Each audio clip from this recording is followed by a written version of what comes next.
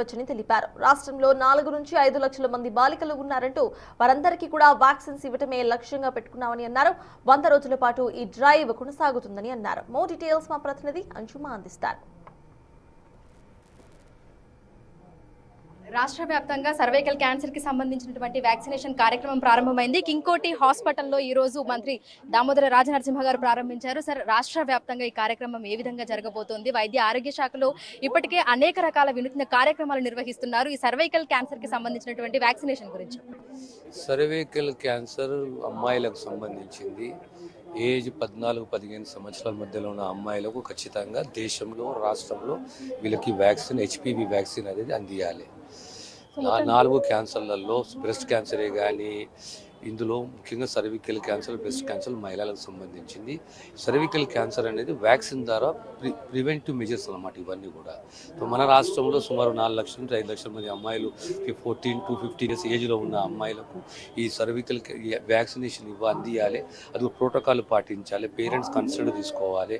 మనం మండల స్థాయిలో, మున్సిపల్ స్థాయిలో, మండల స్థాయిలో, రెసిడెన్షియల్ స్కూల్స్లలో, అన్ని జిల్లాలలో ఎడ్యుకేషన్ డిపార్ట్మెంట్ మరియు హెల్త్ డిపార్ట్మెంట్ కోఆర్డినేషన్లో ఈ కార్యక్రమాన్ని వచ్చే 100 రోజులు పెద్ద ఎత్తున చేపట్టాలని చెప్పి ఈరోజు ఈ కార్యక్రమాన్ని మొదలుపెట్టింది. ఇంకా మన ఆరోగ్య శాఖ తరఫున ఇటువంటి కార్యక్రమాలు నిర్వహించబోతున్నారు. ఇప్పటికే మహిళల ఆరోగ్యానికి సంబంధించి క్యాన్సర్ స్క్రీనింగ్ ఇవన్నీ కూడా చేస్తున్నారు. జరుగుతున్నాయి కదా, క్యాన్సర్ స్క్రీనింగ్ జరుగుతున్నది. తర్వాత మెడికల్ ఆనకాలజీ అనేది జిల్లా స్థాయిలో, జీజీహెచ్ స్థాయిలో మొదలు పెట్టాము. కీమియోథెరపీ అనేది జిల్లా స్థాయిలో మొదలు పెట్టాము. రాబోయే కాలంలో క్యాన్సర్ స్క్రీనింగ్ అనేది పెద్ద ఎత్తున యావత్ రాష్ట్రంలో చేపట్టాలనేది ప్రభుత్వ నిర్ణయం.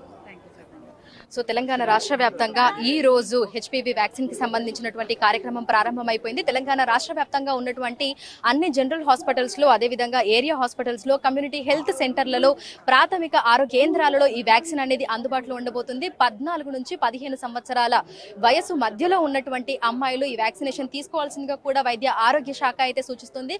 తప్పనిసరిగా, ఎందుకంటే ఈ మధ్య కాలంలో మహిళలు అనేక రకాల క్యాన్సర్ల బారిన పడుతున్నారు. అందులో ప్రధానంగా చూసుకుంటే బ్రెస్ట్ క్యాన్సర్ తర్వాత సర్వైకల్ క్యాన్సర్ అనేది ప్రతి ఒక్కరిని కూడా కబలించి వేస్తుంది. సో ముందుగానే దాన్ని గుర్తించి రాకుండా నివారించేందుకు పెద్ద ఎత్తున రాష్ట్ర ప్రభుత్వం వ్యాక్సినేషన్ కార్యక్రమాన్ని కూడా నిర్వహిస్తుంది. 100 రోజుల పాటు కార్యక్రమం అయితే కొనసాగబోతుంది. సో హైదరాబాద్ తో పాటు తెలంగాణ రాష్ట్ర వ్యాప్తంగా ఉన్నటువంటి అన్ని జిల్లాలలో, మండలాలలో, గ్రామాలలో ఈ వ్యాక్సినేషన్ ని ఇవ్వబోతున్నారు. ఇందుకు సంబంధించి అమ్మాయిలు తల్లి, తండ్రి లేదా గార్డియన్ సహాయంతో ఆధార్ కార్డు తీసుకొని వ్యాక్సినేషన్ కేంద్రాలకు వెళ్లాల్సి ఉంటుంది.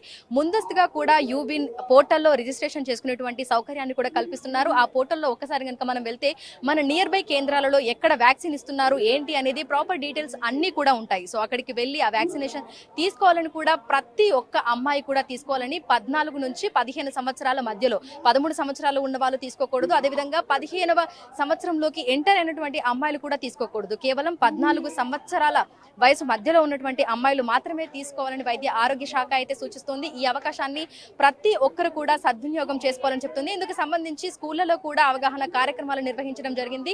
స్కూల్స్ యాజమాన్యాలకు కూడా ఇందుకు సంబంధించినటువంటి సమాచారాన్ని కూడా అందించారు. నియర్ బై ఉన్నటువంటి కేంద్రాలకు తీసుకొని వెళ్లి అమ్మాయిలకు ఈ వ్యాక్సినేషన్ అందించాలని కూడా వైద్య ఆరోగ్య శాఖ అయితే కోరుతుంది. విడుదల శ్రీకాంత్, అంజుమా, బిగ్ టీవీ, హైదరాబాద్.